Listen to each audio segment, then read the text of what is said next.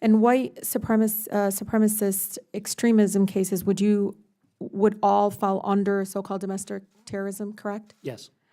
My understanding is that the remaining 80% of FBI's pending counterterrorism cases would be characterized as the international, what you called them I hate these labels, by the way, it drives me, as a Muslim, like, I just hate them because it automatically makes me feel like people are targeting those of different faiths and colors and so forth. But call HVE cases. So I think you're... The 80% left from that budget, the resources are going to, no? No. So we have approximately 4,500 to 5,000 terrorism cases. Okay. Of that, approximately 850 domestic terrorism cases. So if you take the rest, those are international terrorism cases. Okay, so we have approximately 1,000 homegrown violent extremist cases, and so, approximately 1,000 so the ISIS HVEs, affiliated. those folks are falling under this International terrorism. Okay, so one of the things that came up is, and it's a good question to you, Mr. McCary, or anybody else that'd like to answer. Do you think we should have a domestic terrorism statute? I will say, as a former prosecutor, as a former investigator, I want every tool in the toolbox, and I want options. So if I can have more Mr. options, McGarity, I would say I want another tool in the toolbox. Yes. But I'll defer to the Department of Justice. Of course. To work with Congress if there's a statute. So the tools we have is not enough? I mean, if somebody's threatening to kill people based on their faith, to kill people based on their beliefs, or just, that kind of sort of, I loved how you said any violence is a threat to society, right? Any form of violence, and I appreciate that. But there's not enough right now to give you all power. So I want to give you an example. So I've been in office for about 6 months. And when you get something like this, attention Congresswoman Alexandria Ocasio-Cortez and ragheads Rashida Tlaib and Ilhan Omar, I was totally excited and pleased when I heard about 49 Muslims were killed and many...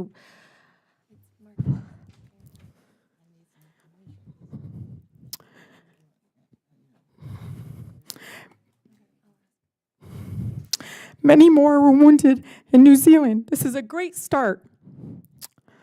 Let's hope and pray that it continues here in the good old USA. The only good Muslim is a dead one. How is that enough? Not enough to fall under domestic terrorism if they're targeting solely based on my faith and others and saying that a good Muslim is a dead one, obviously directed to me. By the way, they copied in this threat to my office. They copied the U.S. Department of Justice, the President, Department of Homeland Security, and so forth.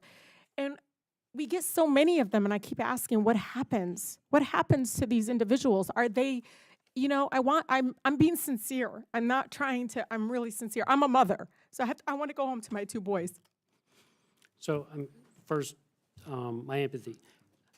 I'm in charge of domestic terrorism and international terrorism. I don't differentiate either when the threat comes in, nor does the FBI. We work on both the same. And I appreciate that, and I hear that throughout your testimony. It's very consistent, Mr. McGarity, but how come we don't have enough tools right now to pull these people up in, because this is a format, and you can see there's a pattern. Well, there's 2 parts to that. So I can tell you, the FBI, the Joint Terrorism Task Force, we are working hard, as was said earlier. We are working hard. If there's another statute that you think is needed, come talk to the Department of Justice, absolutely. I mean, I think they've said that during the last testimony back in May. Those type charges, as you're explaining that, I want to arrest that person before they do something. That's right. I have to, right? Right. What am I going to do? I'm going to look at any charge I can do. Probably in that case, if it gets a little more specific with the violence and targeted violence, I'm going to use 18 U.S.C. 875, an interstate communication threat. That's what I'm going to do.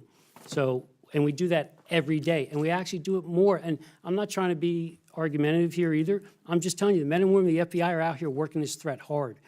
And we arrest more of our subjects on domestic terrorism than we do international terrorism. And we're doing it as we don't much as have we enough can. resources, I think, being spent on that. And Mr. Shivers made a great point, because I am for, and I want to know I want my colleagues to know, I have my coffee hours, I have people protest. I absolutely welcome freedom of speech. I welcome anybody that has an opinion, even about my faith.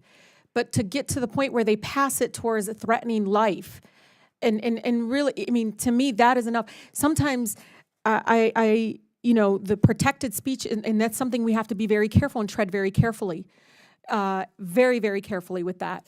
But to that point where this person, where I feel like if it came from somebody of different, and no matter what, as we try to proceed, we say that's not true. But I feel like if they were Muslim or Black, that it would be handled differently. Even the threat that we had in Florida, they released him on a tether. I had to go to Florida the same weekend. I couldn't believe they released him on a tether. And I've been on the other end, defending many people that were wrongfully accused and wanting to, I couldn't get them on bail for the smallest incident of, attempted assault and so forth, right? Serious offenses, I believe. But in many ways, these kinds of incidents, when it comes to threats of life towards other people based on, somebody of Jewish faith, Muslim, being Black in America, this anti-Blackness movement that we have, when do we take those so seriously as a movement that is obviously pushing violence? I mean, at this point, you're letting the person out on a tether. I know you're not, Mr. McCarty. And what scares me about your, kind of not requesting, but you're saying, do you think we should have domestic terrorism statute? What scares me about that is that we're expanding, and I'm sorry, Mr. Chairman, that we're going to allow this big balloon of then we're still going to be leaving people out. I feel like if they're threatening the life of someone else, that alone should be just enough for us to get them on it. If it's based on hate because they're mentioning a faith, if it's based on color and so forth, like sexual orientation, that should be enough.